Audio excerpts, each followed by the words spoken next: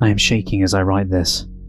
I was released by the police less than 2 hours ago, and I'm compelled to record the events of the past day and night as quickly and as accurately as possible. In some ways, I want to forget, but I know that I cannot, and I know that I should not. For my own sanity, I must divulge what has happened. It is far too important.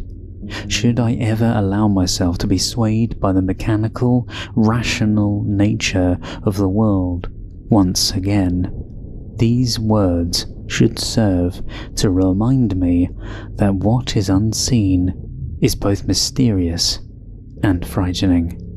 After Mary left, I knew that I had lost her forever, but rather than be consumed by depression and inaction, I was invigorated by one purpose, by one thought, by one idea that I knew I had to carry out.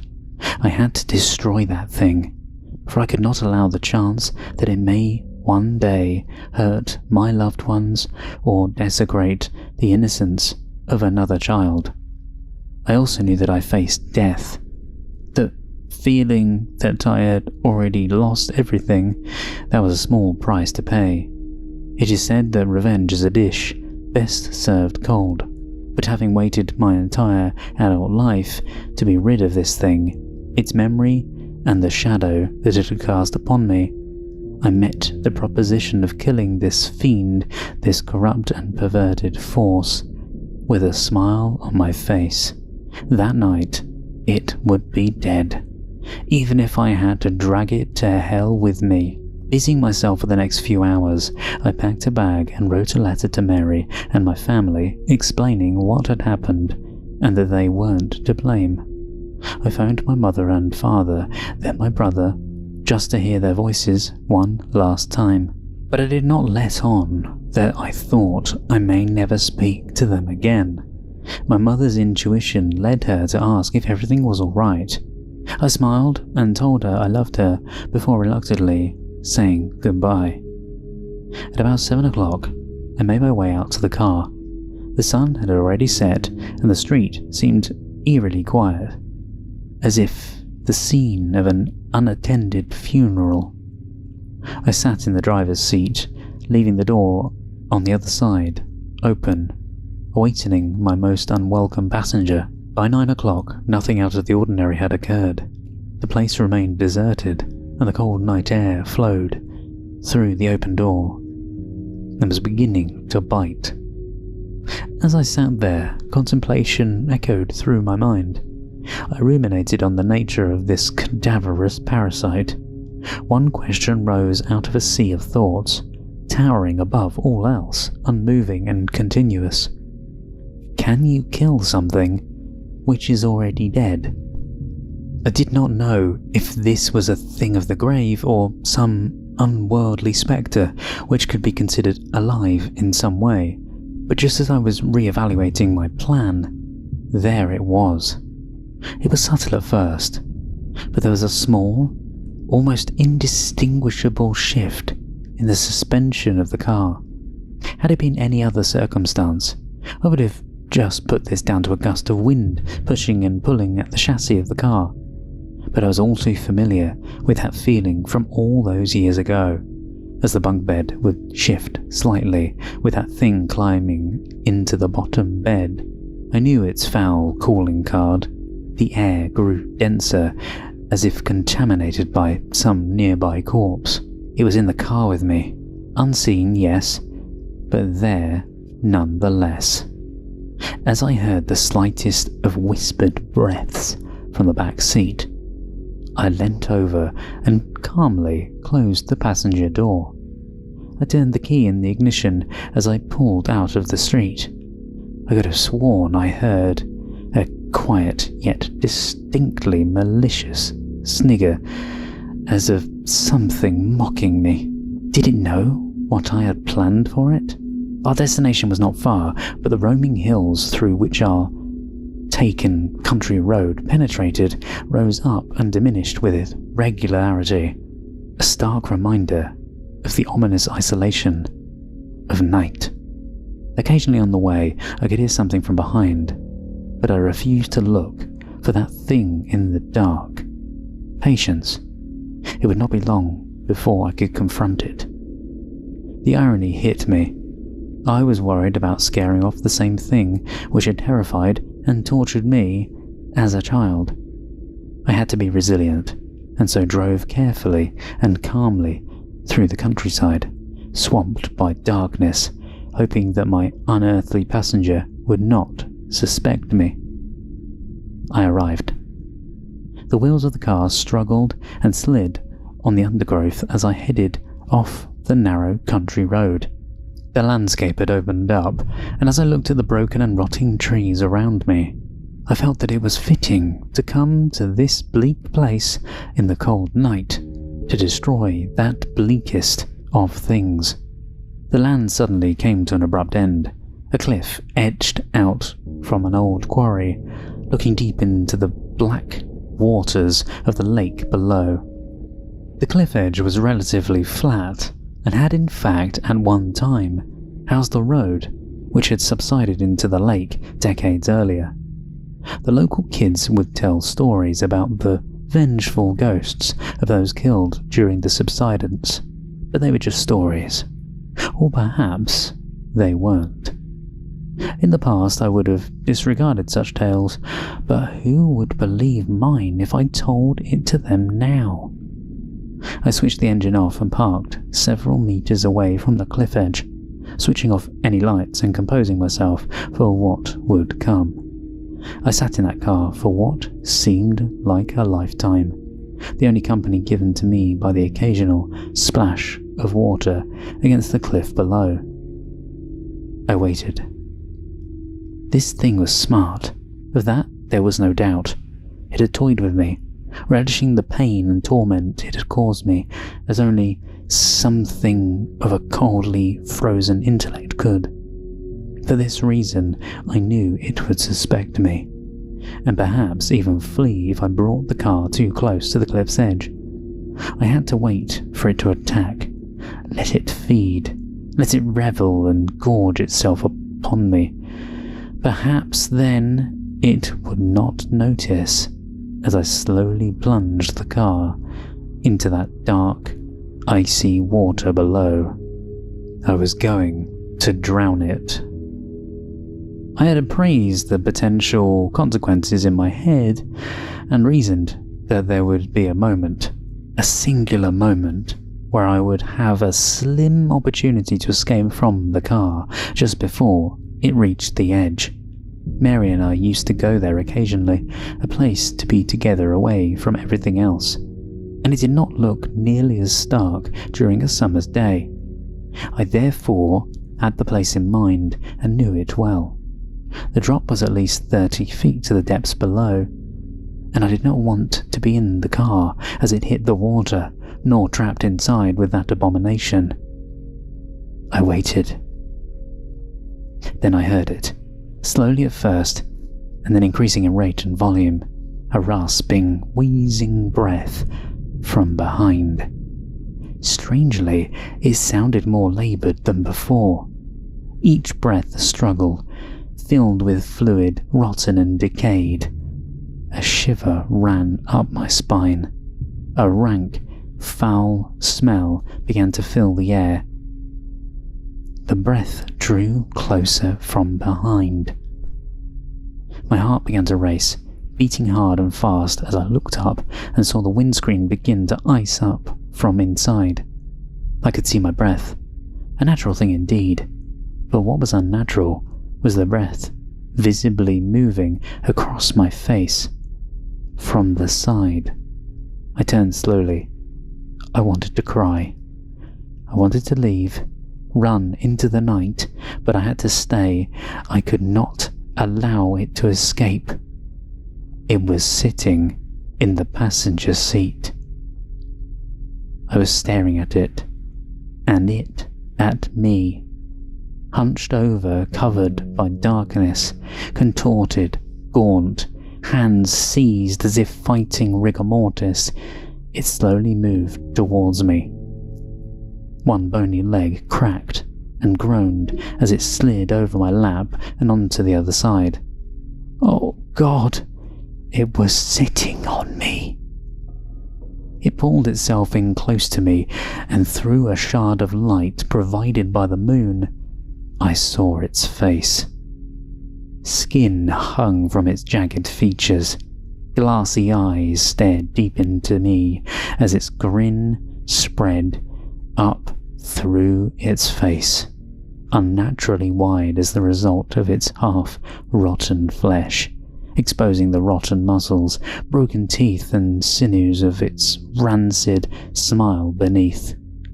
Pulling closer, it opened its mouth, revealing a wet and putrid tongue which could be seen through part of its missing jaw. Wheezing, breathing heavy, a foul stench which stung my eyes and filled my mouth elicited a response from me as I retched, my body attempting to expel its poisonous fumes. And as I did so, it stopped for a moment and then cackled to itself, happy, content. Staring into its icy cold eyes, it yet gave the impression of an afflicted and increasingly weak old man. It was still incredibly strong, but it seemed as though it had lost some of its potency. Perhaps leaving that elongated room had somehow affected it. Its long protruding fingers caressed my face, and then, as a show of intent, it stuck one of them deep into my shoulder. I screamed as it bent and twisted inside of me, the rotting fiend moving its finger to cause the maximum amount of damage and pain that it could. As it did so, its other hand slid down against my body. It touched me. It was time. With my free arm, I turned on the ignition, and though my shoulder was still pinned to the seat, I managed to fight through the pain, put the car into gear, and took off as fast as I could. The creature flailed and screamed. It attempted to climb over me into the back seat, but I held on with all my strength. The thoughts of what it did to Mary, enough to fuel my rage. We raced towards the edge of the cliff, and I eyed the driver's door frantically. As we neared our icy plunge, I screamed in anger at its festering, rancid face and pushed it off me. It scrambled into the back seat for dear life as I scrambled for mine by unlocking the car door. It was too late. The car careered over the cliff face, and before I knew it, we hit the dark water, splitting the black glass-like surface with tremendous force. I should have died then, but an airbag took the brunt of my impact, although I still managed to scrape my head against the doorframe. Dazed, I looked around. The sound that I heard coming from that thing was malformed, yet familiar. The squeal of some demonic child soon gave way to the anguish and rage of an ancient intelligence which knew that it had faced almost certain death. The water was frozen and poured in through the now twisted open car door with such force that it winded me. I gasped for air as my unwilling prey now did. It writhed and twisted as it looked for an exit. Spying the open door, it pulled itself through the water towards me. I curled up my fist and smashed it into that thing's face. Pieces of rotten flesh flaked off under the impact as a dark black liquid oozed from the resulting wound. Again it attempted to get past me, and I knew that to keep it in that car long enough to drown, that I would have to die with it. I felt numb as the water was frozen and slipping over my chin.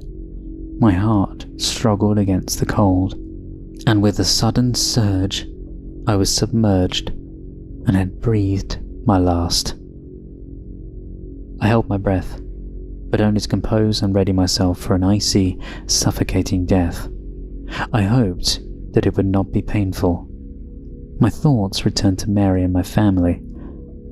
All-consuming sense of sadness and despair overwhelmed me, but as I just struggled with that thing trying to get past me and through the door, grabbing and flailing with its arms, I looked down and saw it.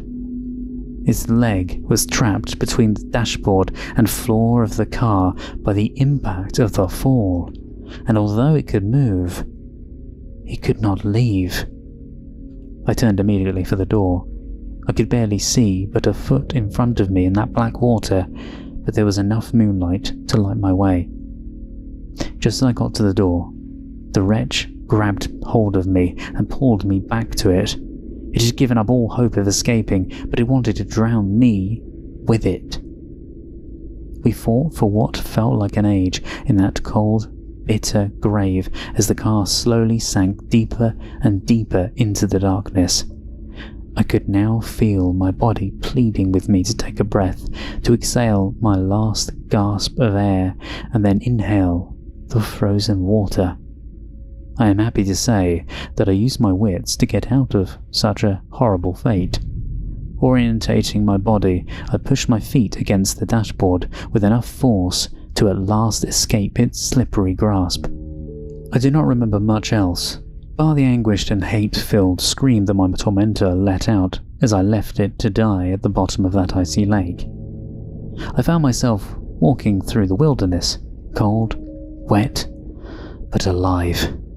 The wound in my shoulder slowed me down, but I kept the bleeding at bay by applying pressure to it with the other hand. It took me 2 hours to walk home, and I'm amazed that I did not collapse from exhaustion or hypothermia.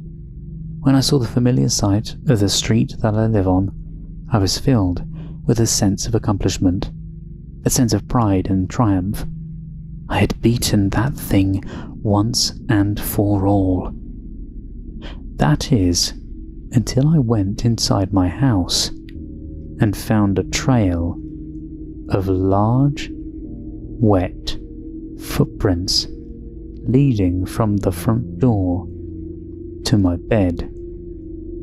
Disbelief took me, despair so sharp and so overwhelming that I am unable to convey with mere words.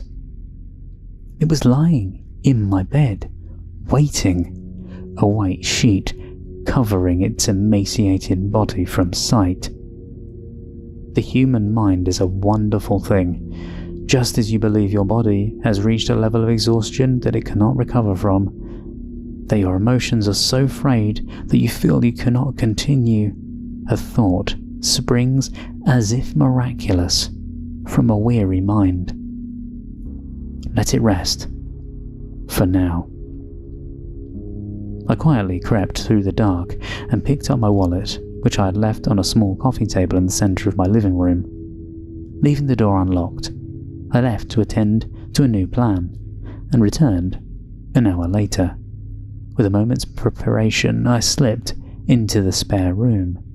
There I lay in that unsullied bed, waiting. I was sure that this was the endgame, that instead of toying with me, it would come for the kill. How it had escaped that watery grave, I did not know, but I would be damned if it would escape again. I could only hope that it would sense me from the other room. I closed my eyes, pretending to be sound asleep. Time lumbered onwards, and although I fought it, exhaustion finally took me, sending me into a deep slumber. I woke with its hands around my neck. It coughed and spluttered on top of me, a rancid black liquid dripping on my face as it oozed from its facial wounds. I struggled, gasping for air and hoping that I had the strength in me to escape its grasp, but it was too strong. My hands could not grip it with any sense of conviction, as it seemed to be dripping wet from its plunge into the lake. It may not have seemed rational at the time, but as my vision dimmed and the last light of consciousness extinguished within me, I did as so many animals do in their last moments. I played dead. Lying motionless, holding my breath, it shook me violently by the neck and then released me.